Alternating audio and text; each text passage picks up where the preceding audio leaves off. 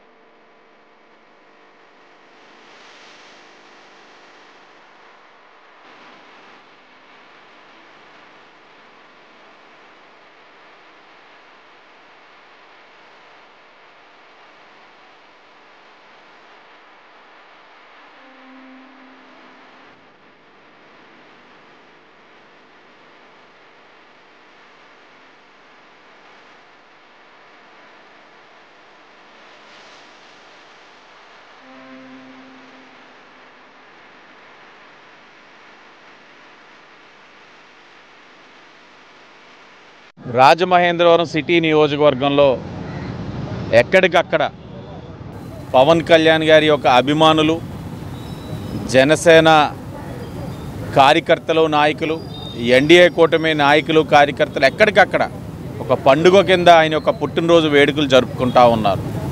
దాంట్లో భాగంగా దేవి చౌక్లో సోదరులు చలపతి గారు, సోము గారు ఇరువురు కలిపి ఈ రోజున ఉదయం ఇక్కడ ఏదైతే భవన కార్మిక వ్యవస్థ ఉంటుందో ఆ భవన కార్మికులందరూ ఎక్కడైతే చేరుతారో వాళ్ళందరికీ కూడా ఉదయం బ్రేక్ఫాస్ట్ అరేంజ్ చేయడం జరుగుతూ ఉంది. దానికి జనసేన పార్టీ, తెలుగుదేశం పార్టీ నాయకులందరూ కూడా రావడం, ఆ కార్యక్రమంలో భాగ్యస్వాములు అవ్వడం కూడా జరిగింది. ప్రధానంగా 10 సంవత్సరాల నిరీక్షణ, అధికారంలో ఉన్నారు, ఒక ఉన్నతమైన స్థానంలో ఉన్నారు. అలాంటి యొక్క వేడుకలు ఏ విధంగా ఉంటాయన్నది మన ఊహకు అందని పరిస్థితి. కానీ ఆయనే ఒక పిలిపిచ్చి నా పుట్టినరోజు వేడుకల్ని సేవా కార్యక్రమాలకి నిమగ్నం అవ్వండి, ప్రజలకు ఉపయోగపడే కార్యక్రమాలు చేయండి, మొక్కల్ని నాటండి, పారిశుధ్యం పైన శ్రద్ధ వహించండి. ఇది చేస్తే నాకు నిజంగా అసలైన పుట్టినరోజు నాకు అభిమానం చాటే విధంగా ఉంటుందని ఆయన పిలుపు ఇవ్వడం, పిలుపు మేరకు ఎక్కడికక్కడ సేవా కార్యక్రమాల్లోని ఎన్డీఏ కూటమి నాయకులందరూ కూడా నిమగ్నం అవ్వడం అనేది ఒక శుభ పరిణామం. తప్పకుండా కళ్యాణ్ గారు నిండు నూరేలు ఆయుర ఆరోగ్యాలతో ఉండాలని చెప్పి మనస్ఫూర్తిగా కోరుకుంటూ, మరి చాలా దురదృష్టమైన సంఘటన జరిగింది. ఇంకా చాలా చాలా గొప్ప కార్యక్రమాలు చేయాలని అనుకున్నాం.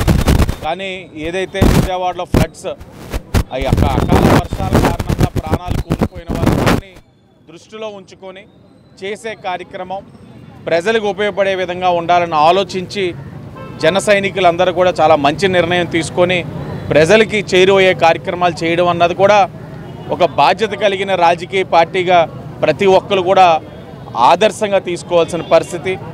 కళ్యాణ్ గారు బాగుండాలని, ఆయన రాజకీయ రంగమే కాదు సినీ రంగంలో కూడా మంచి మంచి సినిమాలు చేసి ప్రజల్ని అలరించాలని చెప్పి మనస్ఫూర్తిగా కోరుకుంటా ఉన్నాం.